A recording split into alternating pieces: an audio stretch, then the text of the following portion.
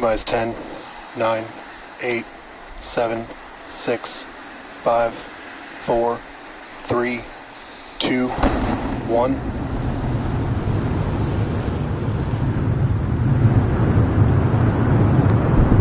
We have liftoff. Go Super Heavy. Go Starship. Thanks for all the historic flights, Bad One.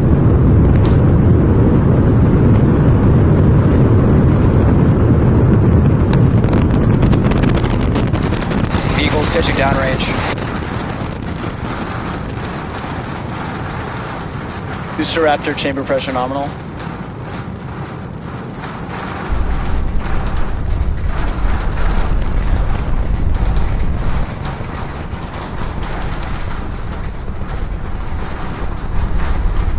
Booster and ship, nominal power and telemetry.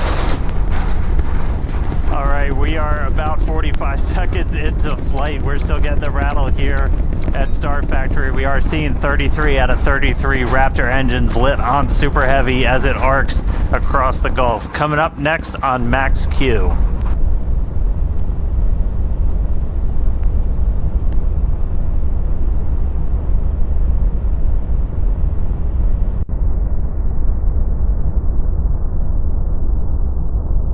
Max Q. So at this point, we've passed through that period of maximum aerodynamic pressure. The next thing we're looking forward to is going to be hot staging. So we've got 33 out of 33 Raptors lit. Super Heavy makes its way uphill. Hot staging is coming up in about 10 seconds.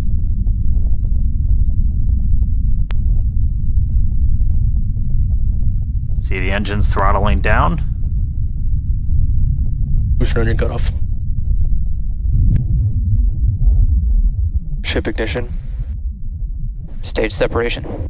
Boost back burn startup. All right, successful hot staging maneuver. So we've got 12 of the 13 engines lit back up on boosters, so it's doing its boost back.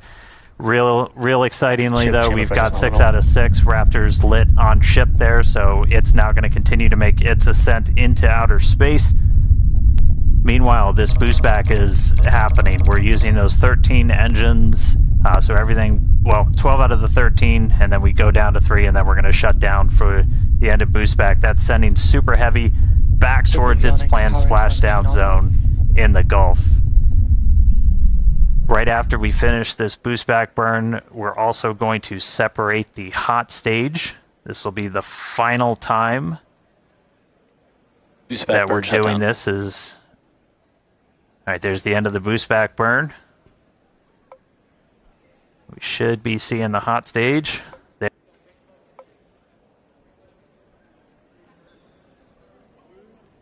So the hot stage separates. It's going to make its way down, also splash down in the Gulf.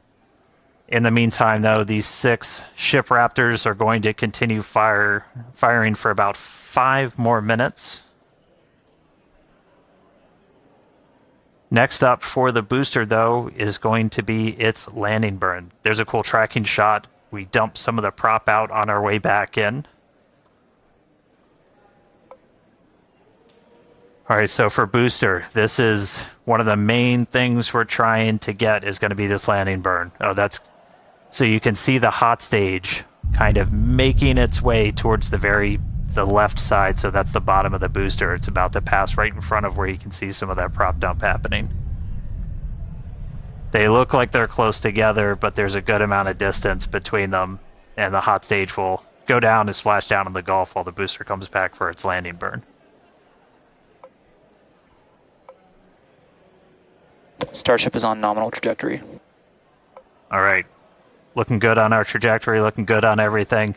Jake and Amanda, you guys with me down there? Yeah, definitely. The crowd is gathering over here in the office. You can definitely feel the energy in here. Great to see that booster is making its way down to the splashdown zone in the Gulf.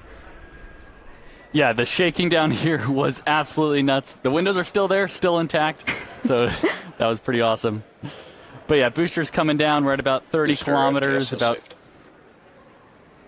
All right, yeah, and as we approach that landing, just like tower catches, we will be doing a 13-engine landing burn to slow down. This time it will be in a V3 configuration. And as we're starting to get into the denser part of the atmosphere, the booster is using 4 hypersonic grid fins to guide itself through atmospheric entry towards its landing site. And we're just about 20 seconds away from landing burn start, where we'll first ignite the center 13 engines, then bring that down to 5 to slow down the booster for landing. And finally, that will come down to 3, and we'll cut all of them off while we're still about 200 meters in the air. So booster is gonna see a bit of a hard Booster landing burn started.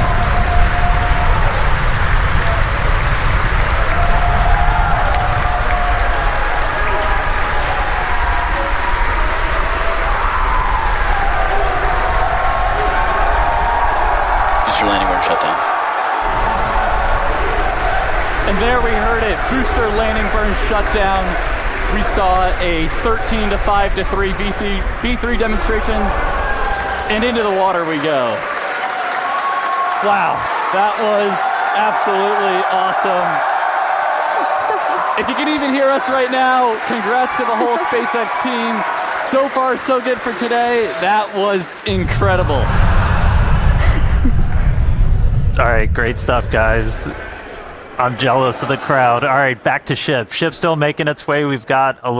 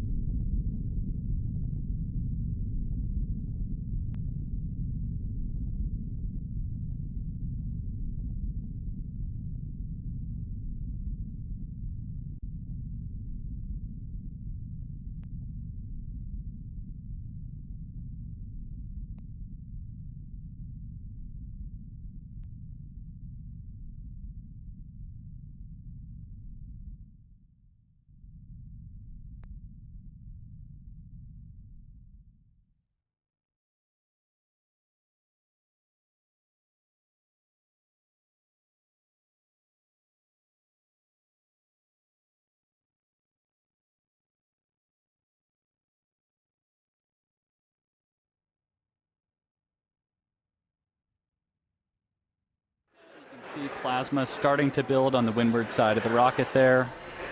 And, reentry is a critical phase of flight, and we need information on how the ship's systems perform. Reentry is also extremely demanding portion of flight because we need the ship to scrub off all of the energy we used to launch the rocket. So remember, the 33 engines plus the 6 engines on ship that we used to get up into space, we now are using aerobraking essentially to scrub off all that energy.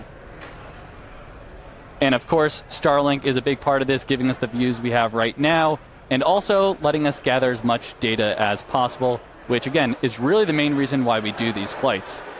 And the view we have right now is actually a really good example. As we mentioned at the beginning of the broadcast, we have some tiles on the leeward side of the flaps here, and we have some different mechanisms, some stud out, basically to see if these tiles will hang on. And we can see already here, it looks like we kept most of them, but I think I see a couple there that are no longer there. So the thermal team is definitely going to be digging into that and taking that data to help us iterate on V3. So yeah, Starlink provides us with one more path to collect data and help us rapidly iterate Starship's design. And if the ship does manage to make it all the way to reentry, we'll collect valuable data on the spacecraft flying through the Earth's atmosphere at hypersonic speeds, or more than 5 times the speed of sound. Reentry is typically a portion of flight where we don't have communications with spacecraft because it's re-entering at or around orbital velocity, which is roughly 8 kilometers per second or 5 miles per second. At those insanely high speeds, the spacecraft moving through the atmosphere creates a plasma field around the vehicle.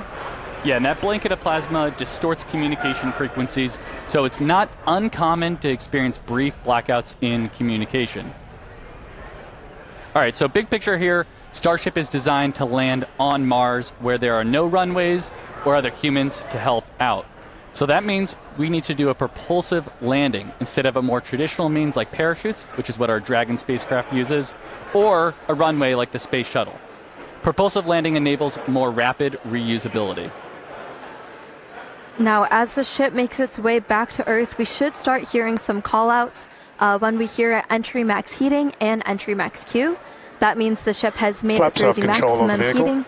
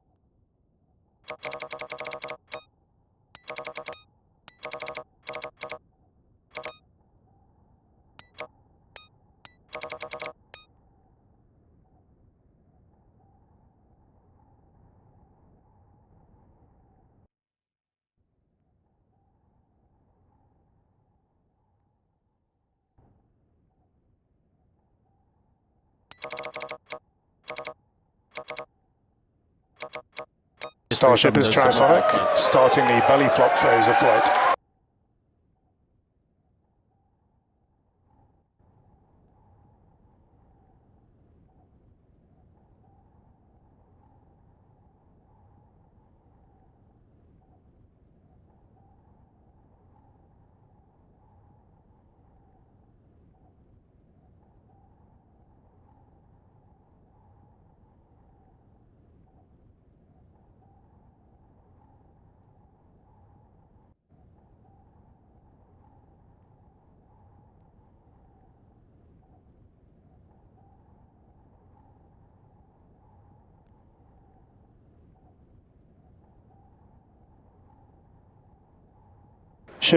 The ship is making its turn for final approach.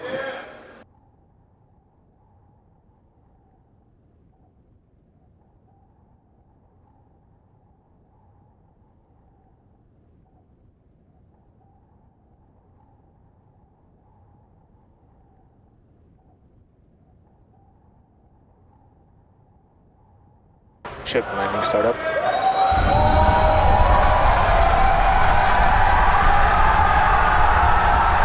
There's our landing burn.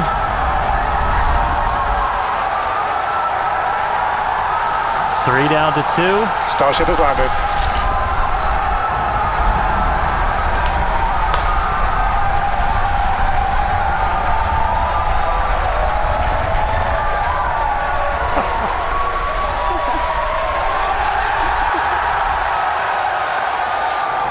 As we said, we're not planning on recovering the ship today.